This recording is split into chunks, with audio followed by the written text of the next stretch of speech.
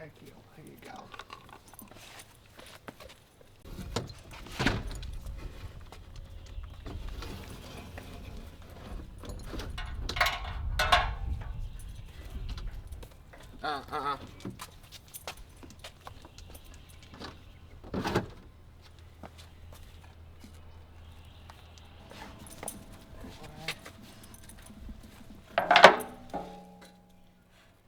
Yeah, this stuff's MDF. It's not wood, it's kind of like high compressed cardboard.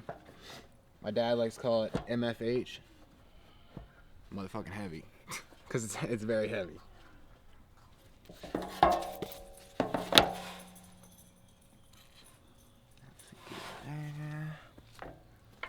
Let's do it again.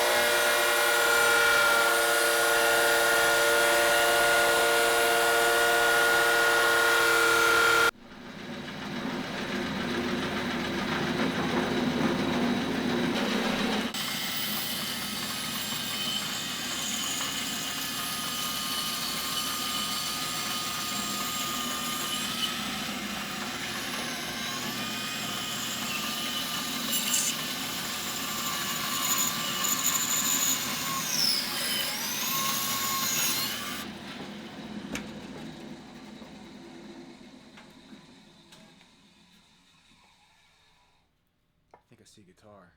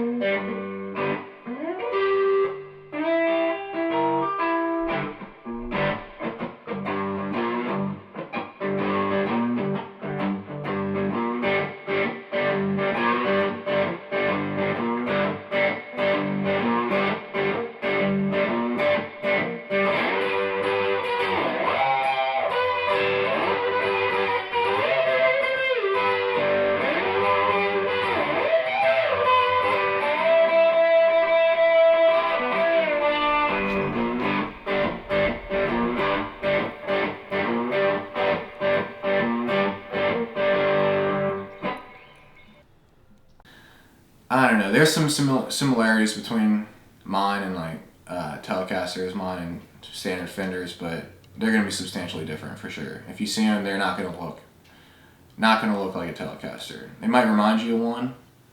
They might look familiar, but you're not gonna be able to say that's Telecaster because it's not gonna be one. You know, I found that each company has. Can I mention company names? Each company has like some of their own signatures. Like say Fender they use ash, swamp ash, and alder. Those are the two woods they use primarily. And they use bolt-on necks. And meanwhile Gibson will use mahogany with like a maple cap on top. Mahogany necks or set necks, they're glued on. So each company kind of has their own tradition, I guess, so to speak. Me personally, I try to use a local wood. I like to use cypress or recycled wood. I got plans to make one out of like an old floor or something. I went up to the wood shop the other day and they had like some ancient floor out of the house. Like God knows, it's probably water damage and all sorts of stuff. I'll have to look at it before I buy it. But you know, just stuff like that. That's a more unique thing that, you know, one man with his hands can do when a factory wouldn't want to mess with that. You know, I think that's the main difference is the factory setting versus me in my garage doing this, like, you know, my hands, one guitar at a time kind of thing.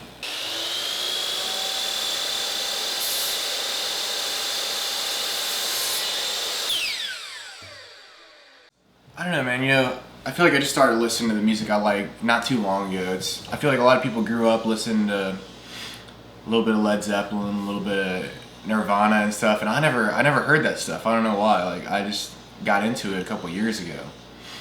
I don't know what the hell I was listening to growing up.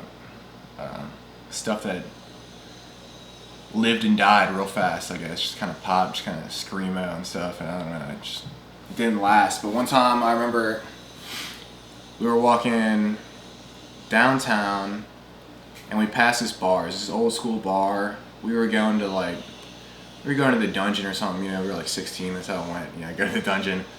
But yeah, we passed Lafitte's and we just heard this song coming out, and I was like, I mean, I didn't think anything of it. It was just a song, you know, whatever.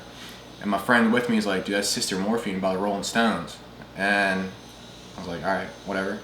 And then he's like, let's go in and hear this.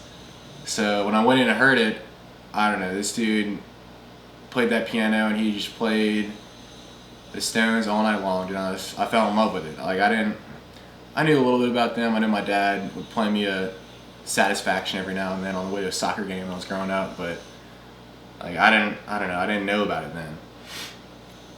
And I don't know, we started frequenting that bar, and just the whole atmosphere, the candles and the dark, and you sit on the piano with your beer and your cigarette, you know, just on the grand piano. Just like, I don't know, it's like a real down home experience. And that's how I fell in love with the Rolling Stones. That was the first band that kind of represents the music I like today. It kind of represents everything I try to do with guitar and all that stuff. Just like a classic rock, simple. My main motive to move to New Orleans, like I went there for school and everything, but you know, I went there because I was living with my parents in the suburbs, and I don't know, I couldn't party like I wanted to out here, so I moved out there to be able to get away with what I wanted. Yeah, there are a lot of drugs out there. I had a lot of problems with drugs and alcohol, and yeah, that's the real reason I didn't get anything done out there. I didn't build any guitars, you know. I wasn't inspired to really play music because it was all about the party. It was all about the drugs. It was all about that kind of stuff.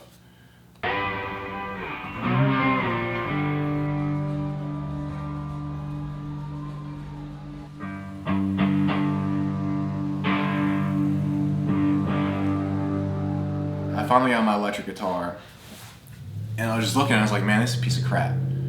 Piece of crap guitar, and I'm playing through an amp, which actually is pretty nice, but it's not even mine. It's kind of stolen. So, I don't know, I just felt really down about that. I felt really down about, you know, this is something I really care about, playing guitar and everything, and playing music, but the equipment I was using was like, if someone looked at my stuff, they wouldn't think I cared about it, you know, because it was a joke. And that's when I got started rolling, making my own, and